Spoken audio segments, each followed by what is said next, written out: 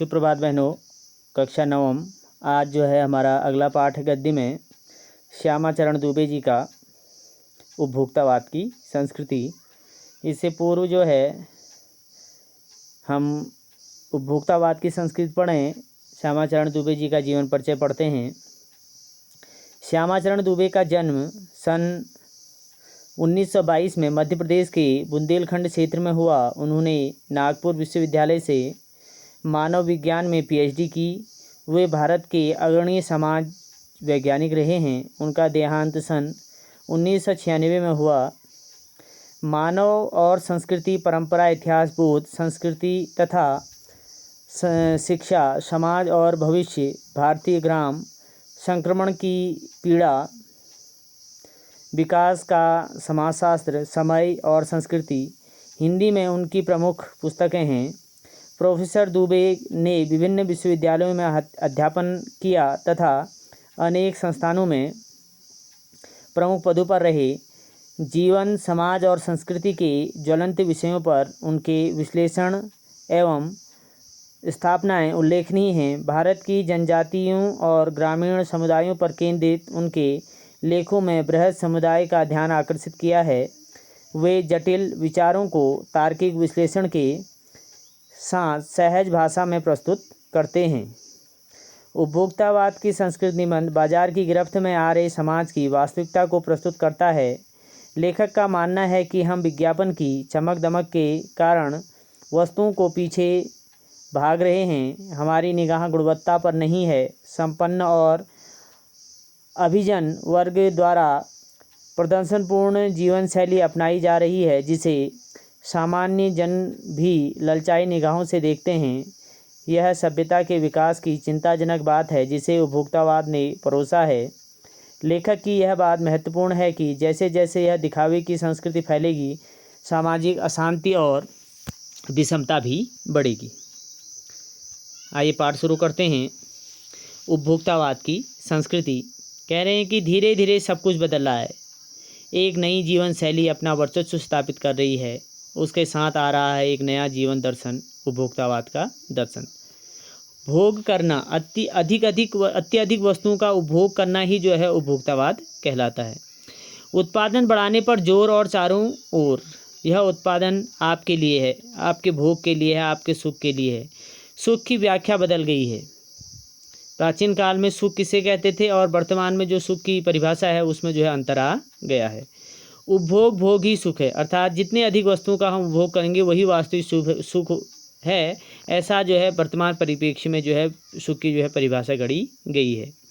एक सूक्ष्म बदलाव का आया है नई स्थिति में। उत्पाद तो आपके लिए है, पर आप यह भूले जाते हैं कि जाने अनजाने आज के माहौल में आपका चरित्र भी बदल रहा है और आप उत्पाद को समर्पित होते जा रहे हैं।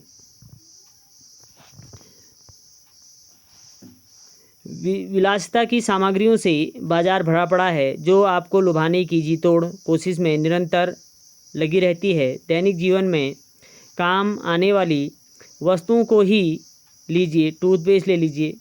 यह दांतों को मोती जैसा चमकीला बनाता है। यह मुंह की दुर्गंध हटाता है। यह मसूड़ों को मजबूत करता है। यह पूर्ण सुरक्षा देता है। वह सब करके जो 3-4 पेस्ट अलग अलग करते हैं, किसी पेस्ट का मैजिक फार्मूला है। कोई बबूल या नीम के गुणों से भरपूर है, कोई ऋषि मुनियों द्वारा स्वीकृत तथा मान्य वनस्पति और खनिज तत्वों से मिश्रण से बना है। जो चाहे चुन लीजिए। यदि पेस्ट अच्छा है तो ब्रश भी अच्छा होना ही चाहिए। आकार, रंग, बनावट, पहुँच और सफाई की क्षमता में अलग अलग, एक से बढ़कर एक।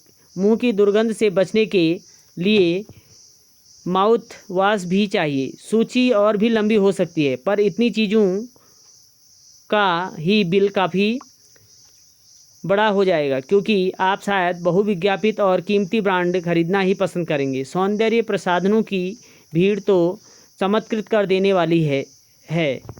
हर माह उसमें नए नए उत्पाद जुड़ते जाते हैं। साबुन ही देखिए, एक में हल्की खुशबू है, दूसरे में तेज। एक दिन भर आपके शरीर को तरोताज़ा रखता है, दूसरा पसीना रोकता है, तीसरा जम्स से आपकी रक्षा करता है। यह लीजिए सिनेस्टार के सौंदर्य का रहस्य, उनका मनपसंद साबुन। सच्चाई का अर्थ समझना चाहते हैं, यह लीजिए। शरीर को पवित्र रखना चाहते हैं, यह लीजिए शुद्ध गंगा जल में बनी साबुन। चमड़ी को नर्म रखने के लिए यह लीजिए, महंगी है पर आपके सौंदर्य में निखार ला देगी। संभ्रांत महिलाओं की ड्रेसिंग टेबल पर 30 हज़ार की सौंदर्य सामग्री का होना एक मामूली बात है। पेरिस के परफ्यूम मंगाइए, इतना ही और खर्च हो जाएगा, ये प्रतिष्ठित चिन्ह है। समाज में आपकी हैसियत जताते हैं। समाज भी इस दौड़ में पीछे नहीं है। पहले उनका काम साबुन और तेल से चल जाता था, आफ्टर शेव और कोलोन बाद में आए। अब तो इस सूची में 2 दर्जन चीज़ें और जुड़ गई हैं। छोड़िए इस सामग्री को, वस्तु और परिधान की दुनिया में आइए। जगह जगह बुटीक खुल गए हैं, नए नए डिजाइन के परिधान बाजार में आ गए हैं। ये ट्रेडी है और महंगे भी हैं। पिछले वर्ष के फैशन इस वर्ष शर्म की बात है। घड़ी पहले समय दिखाती थी, उसके यदि काम लेना हो तो 400-500 में मिल जाएगी। हैसियत जताने के लिए आप 50-60 हज़ार से लाख 1.5 लाख की घड़ी भी ले सकते हैं। संगीत की समझ हो या नहीं, कीमती म्यूजिक सिस्टम ज़रूरी है। कोई बात नहीं यदि आप उसे ठीक तरह चला भी ना सकें। कंप्यूटर काम के लिए तो खरीदे ही जाते हैं, महज दिखावे के लिए भी उन्हें खरीदने वालों की संख्या भी कम नहीं है। खाने के लिए 5 सितारा होटल है, वहाँ तो अब विवाह भी होने लगे हैं। बीमार पड़ने पर 5 सितारा अस्पतालों में आइए। सुख सुविधाओं और अच्छे इलाज के अतिरिक्त यह अनुभव काफ़ी समय तक चर्चा का विषय भी रहेगा। पढ़ाई के लिए 5 सितारा पब्लिक स्कूल है, शीघ्र ही शायद कॉलेज और यूनिवर्सिटी भी बन जाएं। भारत में तो यह स्थिति अभी नहीं आई है, पर अमेरिका और यूरोप में कुछ देशों में आप मरने के बाद से पहले ही अपने अंतिम संस्कार और अनंत विश्राम का प्रबंध भी कर सकते हैं, एक कीमत पर। उसमें आपको एक कीमत खर्च करनी होगी और उससे पहले ही जो है आप अपनी पूरी व्यवस्था बना सकते हैं। आपकी कब्र के आसपास, जैसे आपकी कब्र के आसपास सदा हरी भरी घास होगी, मन चाहे फूल होंगे, चाहे तो वहाँ फव्वारा होंगे और मंद ध्वनि में निरंतर संगीत। आए कह रहे हैं कि कल भारत में भी यह संभव हो सकता है, क्योंकि जिस प्रकार से भारतीय संस्कृति को हम देख रहे हैं, जैसे भारतीय लोग जो है पाश्चात्य संस्कृति की तरफ भाग रहे हैं, उसे देखते हुए हमें यह लगता है कि भारत में भी बहुत दिन दूर नहीं है। अमेरिका में आज जो हो रहा है कल वह भारत में भी हो सकता है। प्रतिष्ठा के अनेक रूप होते हैं, चाहे वे हास्यास्पद ही क्यों ना हों। यह है एक छोटी सी झलक उपभोक्तावादी समाज की। यह है विशिष्ट जन का समाज है, पर सामान्य जन भी इसे ललचाई निगाहों से देखते हैं।